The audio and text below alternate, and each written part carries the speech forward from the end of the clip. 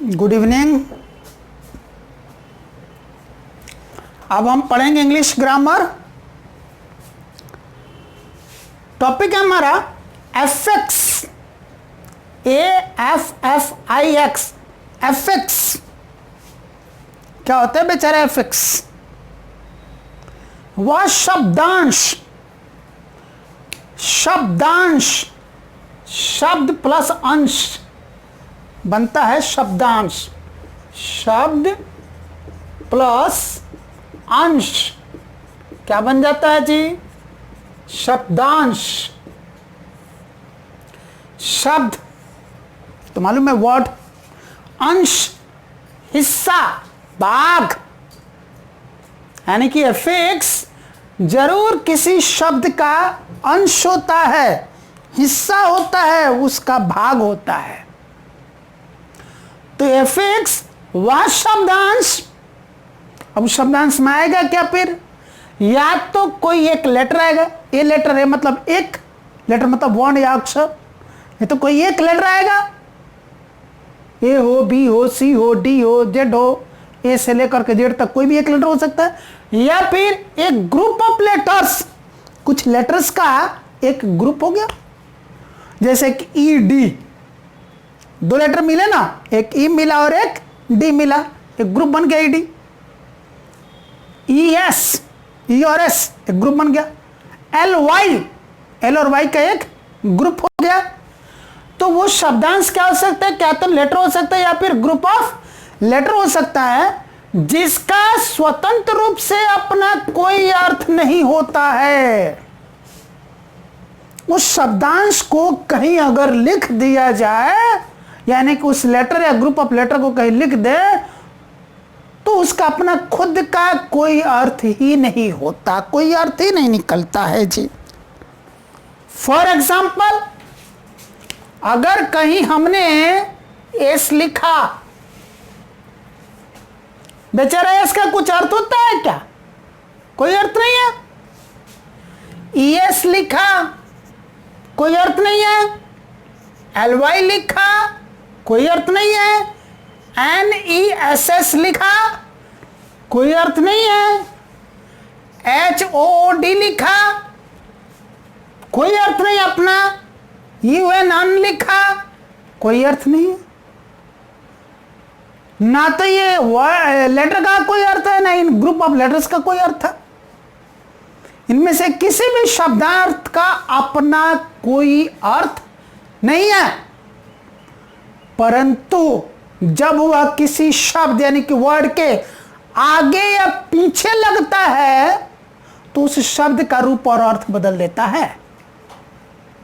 यानी कि ये जो वर्ड या ग्रुप ऑफ वर्ड से ये जो शब्दांश है, इसका अपना खुद का कोई अर्थ नहीं है।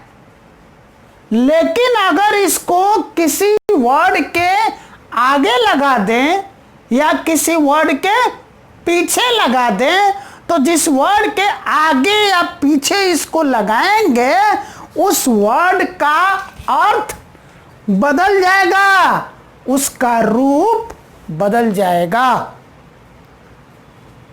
एग्जाम्पल के लिए, एस का अपने आप में कोई अर्थ नहीं था। हमने एक वर्ड लिया बॉय। बॉय का क्या अर्थ है जी? लड़का। और इसके साथ ये एस लगा दिया, क्या हो गया? बॉयज। बॉयज का क्या अर्थ हो गया? लड़के। ये ही था वो एफेक्स। जब बॉय के साथ लगा तब बॉय का रूप भी बदल दिया, अर्थ भी बदल दिया। अब ये बॉय सिंगुलर था, एक वचन था, एस लगते बॉयज वो प्लुरल हो गया। जहां बॉय का अर्थ था लड़का, यानी कि एक लड़का, बॉयज का अर्थ क्या हो गया? लड़के, यानी कि एक से अधिक लड़के। तो इसके लगने से रूप और अर्थ दोनों बदल गया ना। इसी तरह है गो, जाना। इसके साथ ये लग गया तो हो गया गोज, रूप बदल गया गो का, ये लगते ही। इसी तरह से इन सब के लगने से क्या हो जाता है, रूप बदल जाता है, अर्थ बदल जाते हैं। एक और एग्जाम्पल ले लेते हैं, हैप्पी। क्या अर्थ होता है जी, खुश। और इसके साथ यहां पर एक एफिक्स लग गया, क्या हो गया, अनहैप्पी, ना खुश। तो हमने देखा कि इन शब्दांशों को, ये ग्रुप ऑफ लेटर्स को या फिर लेटर को जब किसी वर्ड के आगे और पीछे लगाते हैं तो जिस वर्ड के आगे और पीछे लगाते हैं उस वर्ड का रूप भी बदल जाता है और अर्थ भी बदल जाता है। तो एक बार फिर से हम एफिक्स के अर्थ को समझते हैं, एफिक्स का डेफिनेशन को समझते हैं, परिभाषा को। एफिक्स वो लेटर होता है या वो ग्रुप ऑफ लेटर्स होता है जिसका स्वतंत्र रूप से अपना कोई अर्थ नहीं होता है, लेकिन जब उसी लेटर को या उसी ग्रुप ऑफ लेटर को किसी वर्ड के आगे या पीछे लगाते हैं तो जिस वर्ड के आगे या पीछे लगाते हैं उस वर्ड का रूप और अर्थ, फॉर्म और मीनिंग दोनों बदल जाता है। ऐसे ही लेटर या ग्रुप ऑफ लेटर्स को हम लोग एफिक्स कहते हैं। वही यहां पर डेफिनेशन लिखा हुआ है। एफिक्स क्या है, वह शब्दांश, ये लेटर और एक ग्रुप ऑफ लेटर्स जिसका स्वतंत्र रूप से अपना कोई अर्थ नहीं होता है, परंतु जब वह किसी शब्द या वर्ड के आगे या पीछे लगता है तो उस शब्द का रूप और अर्थ बदल देता है, वो होता है एफिक्स। ये एफिक्स दो तरह के हो गया, एक है प्रीफिक्स और दूसरा है सफिक्स। ये तो यहां डेफिनेशन में ही हमको इस बात समझ में आ रही थी कि जरूर इस बेचारे एफिक्स का दो प्रकार होगा, दो काइंड होगा, दो टाइप होगा। कहां पता चला, जब यहां पर लिखा था ना, परंतु जब वह किसी शब्द के आगे या पीछे लगता है तो यहीं पर पता चल रहा था। अगर आगे लगेगा तो बेचारे का कुछ और नाम हो जाएगा, आप पीछे लगेगा तो कुछ और नाम हो जाएगा। तो यहीं पर हमको इंडिकेशन मिल गया कि बेचारे एफिक्स के कितने टाइप होने वाले, कितने काइंड्स होने वाले, कितने प्रकार होने वाले, कितने भाग होने वाले हैं, दो। एक है प्रीफिक्स और दूसरा है सफिक्स। प्रीफिक्स नाम में जुड़ा हुआ है, प्री। प्री का क्या अर्थ होता है, पहले। पहले, प्री का क्या अर्थ होता है, पहले, यानी कि शुरू में। तो वो एफिक्स जो किसी वर्ड के शुरू में या पहले जुड़ता है वो हो जाता है प्रीफिक्स। एग्जाम्पल के लिए अगर हमने यहां पर लिखा हैप्पी,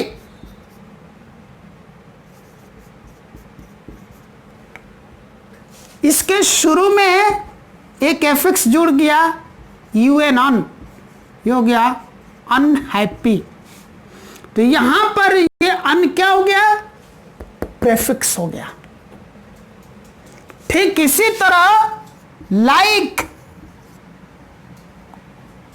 अगर इसके शुरू में हम लगा दें DIS, dis, LIK, like, dislike, तो लाइक के ठीक शुरू में जो DIS, डिस लगा, वही हो गया प्रीफिक्स।